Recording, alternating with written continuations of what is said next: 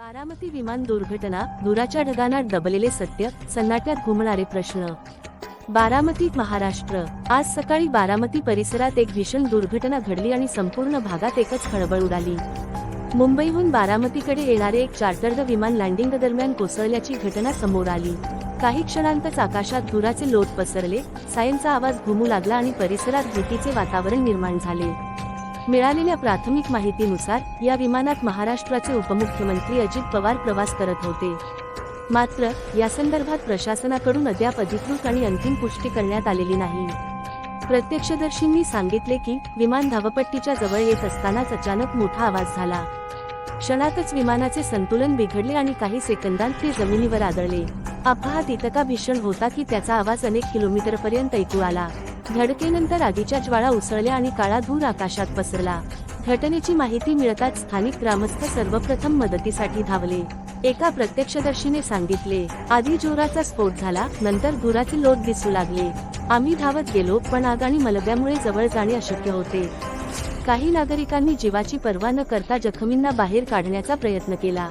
मात्र आगीची तीव्रता आणि तुटलेल्या अवशेषांमुळे परिस्थिती अत्यंत धोकादायक बनली होती। घटनेची माहिती मिळताच अग्निशमन दल, पोलीस, रुग्णवाहिका आणि आपत्ती व्यवस्थापन पथके तातडीने घटनास्थळी दाखल झाली।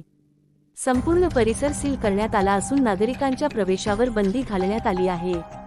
सुरक्षा यंत्रणा आणि नागरी विमान वाहतूक विभागाचे अधिकारी अपघाताच्या प्रत्येक शक्य कारणाची सखोल चौकशी करत आहेत। खबरांनुसार या दुर्घटनेत अजित पवार यांच्या निधनाची चर्चा सुरू आहे। ही माहिती समोर येताच राजकीय वर्तुळात शोककळा पसरली आहे।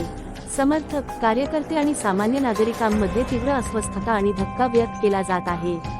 मात्र प्रशासनाकडून अधिकृत घोषणेची प्रतीक्षा आहे। दरम्यान या दुर्घटनेने अनेक गंभीर प्रश्न उभे केले आहेत। लँडिंग दरम्यान तांत्रिक बिघाड झाला होता का? हवामान किंवा दृश्यमानता विजिबिलिटी कारणीभूत ठरली का?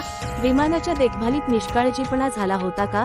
भारत सरकार आणि नागरी विमान वाहतूक मंत्रालयाकडून या दुर्घटनेची निष्पक्ष, सखोल आणि पारदर्शक चौकशी होणे अत्यावश्यक आहे, अशी मागणी आता जोर धरू लागली आहे।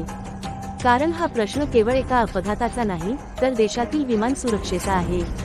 आज बारामती फक्त एका दुर्घटनेचा साक्षीदार ठरलेला नाही, तो व्यवस्था, सुरक्षा आणि जबाबदारीकडे थेट बोट दाखवत आहे। जेव्हा नेतेच सुरक्षित नाहीत, तेव्हा सामान्य जनता कशी सुरक्षित राहणार? मुंबई फाइट्स बॅक, बारामती विमान